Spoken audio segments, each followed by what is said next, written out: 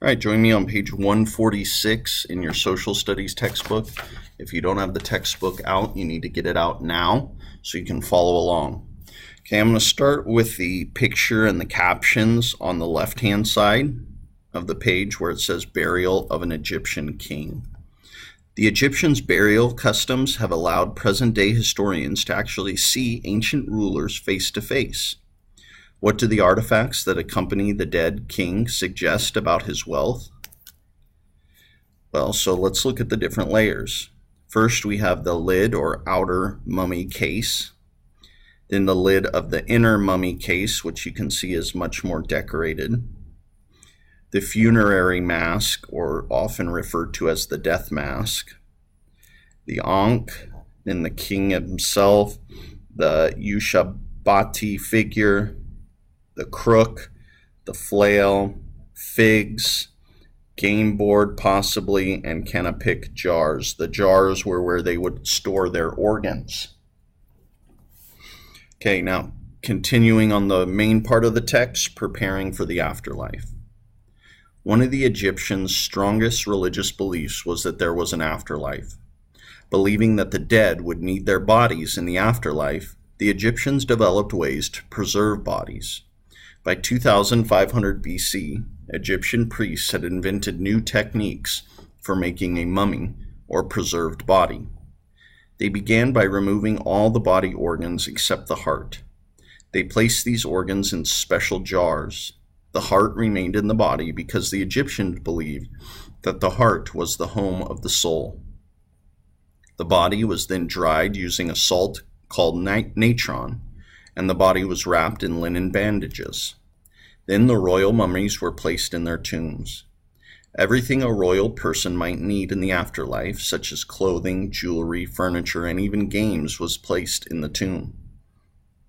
Later, during the time of the New Kingdom, priests placed a collection of writings, known as the Book of the Dead, in the tombs. It was not until after the discovery of the Rosetta Stone in AD 1799 that scholars could decipher hieroglyphs and read Egyptian writings, such as the Book of the Dead. One of the most important writings in the Book of the Dead explains the weighing of the heart. The Egyptians believed that the soul of a dead person appeared before the god Osiris and a group of judges. The judges placed the dead person's heart on one side of a scale and a feather, the symbol of truth, on the other side. If the two balanced, the soul earned life forever. The judges would say, "I have judged the heart of the dead person, and his soul stands as a witness for him. His deeds are," and continue on page 147, "righteous in the great balance, and no sin has been found in him. Heavy souls, the Egyptians believed, would be eaten by a monster that was part crocodile, part lion, and part hippopotamus." Okay, let's read the summary real quick. Summary is right next to that in purple. So the belief that Egyptian kings were living gods helped them maintain their authority. The kings ordered pyramids built as their burial places. The Egyptians came to believe that all people could enter the afterlife. Okay, turning the page to page 148 now. Why were the pyramids built? The mysteries of the Egyptian pyramids include several unanswered questions. Why were the pyramids built? Why would kings undertake such long and costly projects? Why would people work for so many years to build such huge structures? Experts in Egyptian history have different ideas about why the pyramids were built. Here are some points of view on the subject. Page 149. Follow along in their own words. Herodotus, a Greek historian who visited Egypt and the pyramids in about 450 BC. He said, "These chambers, King Khufu made as burial chambers for himself." Alan Winston, a writer who specializes in ancient Egypt, what he said on the topic was, "While the pyramids built in Egypt seem to be all funerary for burial in nature, to regard them as merely tombs is an oversimplification. It involved a complex group of buildings because it was the dead pharaoh's palace of the afterlife.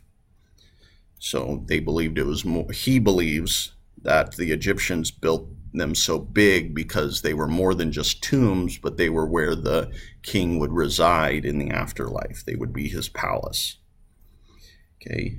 Miroslav Werner, professor at Charles University in Prague, Czech Republic, and former director of the Czech Institute of Egyptology, so an expert in the subject, he says, the architectural and religious development that led to the royal tomb in the form of a pyramid was part of the process of shaping and strengthening the oldest, strongly centralized Egyptian state.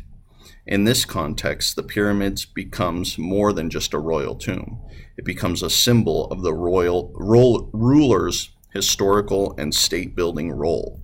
So he believes that the tombs also were a way a ruler would show how powerful he was, how important he was in history.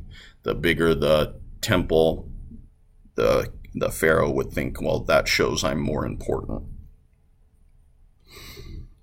All right, thanks for following along. You can continue now on your social studies in your Google Classroom, and I'll see you on the next one.